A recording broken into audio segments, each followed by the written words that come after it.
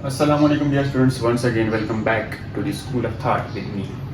उम्मीद करता हूँ सब खैरियत से होंगे। आज का टॉपिक है हमारे पास क्लास 9 चैप्टर नंबर 1, जहाँ पे हम लोगों ने लास्ट टॉपिक वाइंड अप किया था, वहीं से आगे मूव करेंगे। The next topic is about hypothesis, theory and law.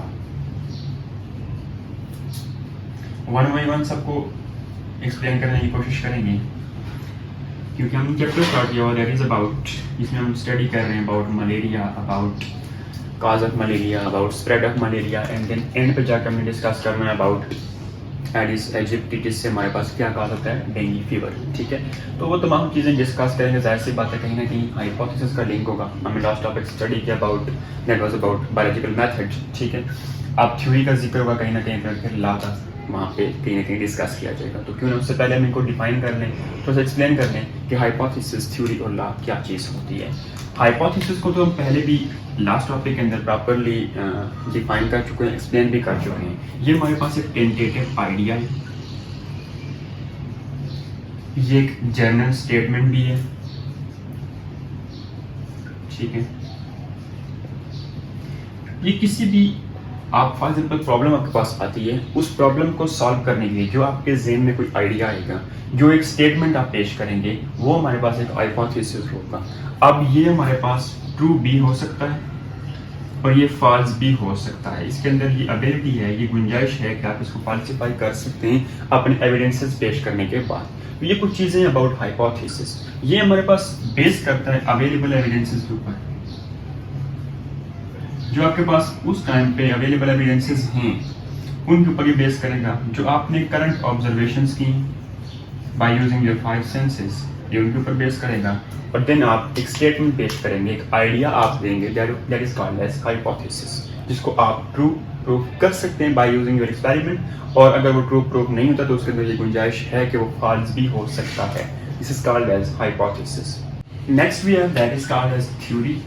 अब जो आपने हाइपोथेसिस, प्रोपोज स्टेटमेंट या एक आइडिया दिया आपने, अब वो एक प्रॉपर स्टेटमेंट की फॉर्म अगर बन जाए, statement in a way that कि अगर आपके एविडेंसेस, आपकी जो ऑब्जर्वेशन हैं, आपकी जो रिसर्च है, अगर वो उस हाइपोथेसिस को, उस स्टेटमेंट को अगर वो ट्रू प्रूफ कर देती है, तो हमारे पास वो एक स्टेटमेंट जो एक वेरीफाइड फॉर्म के अंदर बन जाएगी, जिसकी बेस के ऊपर हम उसको थ्योरी करेंगे।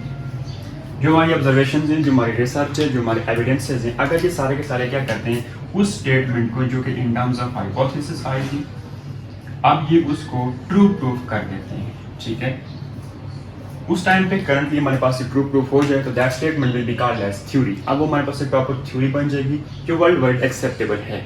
बट इस थ्योरी के अंदर भी गुंजाइश है कि ये हमारे पास रिजेक्ट हो सकती है। कैसे? साइंटिस्ट इसको रिजेक्ट करेंगे on the basis of new research. अगर कोई न्यू रिसर्च होती है, कोई न्यू एविडेंस आता है, तो उस बेस के ऊपर इस थ्योरी को भी रिजेक्ट किया जा सकता है। बहुत सारी थ्योरीज हैं बायो की फील्ड के अंदर, केमिस्ट्री की फील्ड के अंदर, फिजिक्स की फील्ड के अंदर, जो कि रिजेक्ट हो चुकी हैं। तो this is called as theory. अब यही थ्योरी अगर रिजेक्ट ना हो, ठीक है, वर्ल्ड वाइड एक्सेप्टेबल है फर्स्ट ऑफ ऑल, और इसमें अगर रिजेक्शन ना हो, विच मीन्स कि बार बार ट्रू प्रूफ हो, true again and again, then it will becomes a scientific law.